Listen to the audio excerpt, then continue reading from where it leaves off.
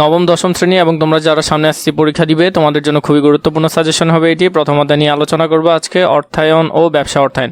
তোমরা জানো খুবই সুন্দর করে গোছালো আকারে আমি ক খ এমসিকিউ এবং কোন কোন জায়গা থেকে গ ঘ প্রশ্ন আসবে সেগুলো নিয়ে ধারাবাহিকভাবে আলোচনা করি। আজকেও তার ব্যতিক্রম হবে না, ধারাবাহিকভাবে আমরা আলোচনা করব। বর্তমান অর্থায়নকে ব্যবসায়ের মূল চালিকা শক্তি হিসেবে ব্যবহার করা হয়। তাহলে ব্যবসায়ের মূল চালিকা শক্তি হলো বর্তমান অর্থায়ন। পরবর্তীতে যদি আমরা দেখি অর্থায়নের ধারণা, অর্থায়ন তহবিল ব্যবস্থাপনা নিয়ে কাজ করে। খুবই বেশি গুরুত্বপূর্ণ, এমসিকিউর জন্য খুব বেশি গুরুত্বপূর্ণ, ভালো করে দেখবে।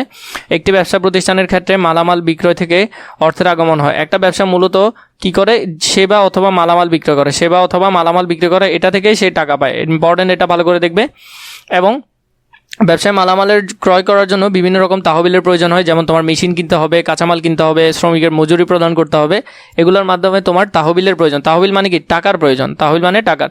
তহবিলের এই প্রয়োজন অনুযায়ী পরিকল্পনা মাফিক তহবিল সংগ্রহ করতে হয়। তহবিল বিভিন্ন জায়গা থেকে আমরা সংগ্রহ করি। এই মূলত সংগ্রহ করার বিষয়টাকে ফিনান্স বিভিন্নভাবে ব্যাখ্যা করে।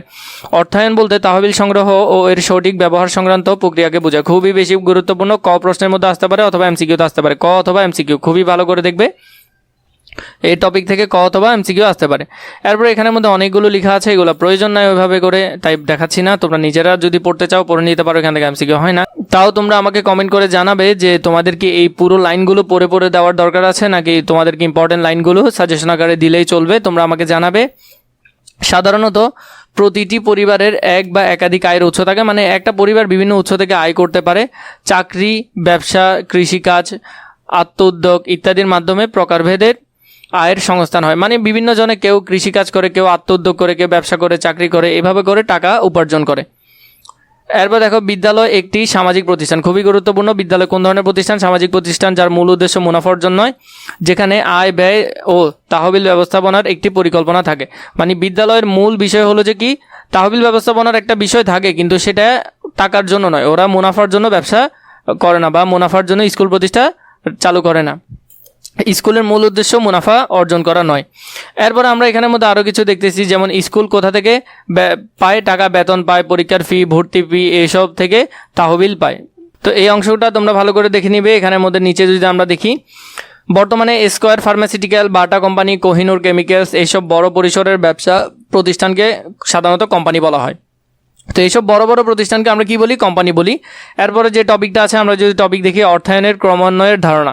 মানে অর্থায়ন কিভাবে আসছে, কোথা থেকে আসছে? সপ্তদশ শতাব্দীতে শিল্প বিপ্লবের পরেই উৎপাদন কৌশল জটিলতর হয় এবং বিশেষায়িত ও বিভাজিত প্রক্রিয়ার মাধ্যমে উৎপাদন প্রক্রিয়া উৎকর্ষ লাভ করে। মানে এই সপ্তদশ শতাব্দীর পর থেকে, শিল্প বিপ্লবের পর থেকে এই উৎপাদন কৌশলটা আস্তে আস্তে জটিল হতে থাকে, মানে অনেক বেশি কমপ্লেক্স হতে থাকে, এবং এই প্রক্রিয়াটা আস্তে আস্তে বিভাজিত হতে থাকে এবং এটা অনেক বেশি ফেমাস হতে থাকে। হিসাবশাস্ত্রের বিকাশের সাথে সাথে অষ্টাদশ শতাব্দীতে ফিন্যান্সের মূলত আর্থিক বিবরণী বিচার বিশ্লেষণের কাজে নিয়োজিত ছিল।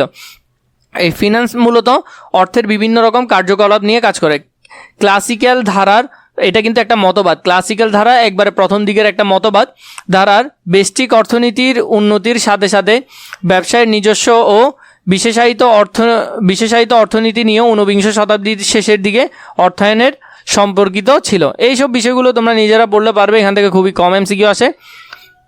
যে টপিক থেকে এমসিকিউ আসে, যেমন 1930 এর পূর্ববর্তী শতক, এই সময়কালে যুক্তরাষ্ট্রের কোম্পানিগুলোর মধ্যে একত্রীকরণ প্রবণতা শুরু হয়। খুবই বেশি গুরুত্বপূর্ণ, এই সালটা মনে রাখবে, এখান থেকে এমসিকিউ আসে। এর সাথে তোমাদেরকে বলি, তোমাদের যদি নবম দশম শ্রেণীর যে কোনো বইয়ের দাগানো সহকারে, রেকর্ড সহকারে যদি তোমরা আমাদের কোর্সে ভর্তি হতে চাও, খুবই অল্প দামে ভর্তি হতে পারবে। নিচে দেওয়া নাম্বারে তোমরা যদি চাও রেকর্ড সহকারে আমাদের কাছ থেকে বই সহ কিনতে পারবে।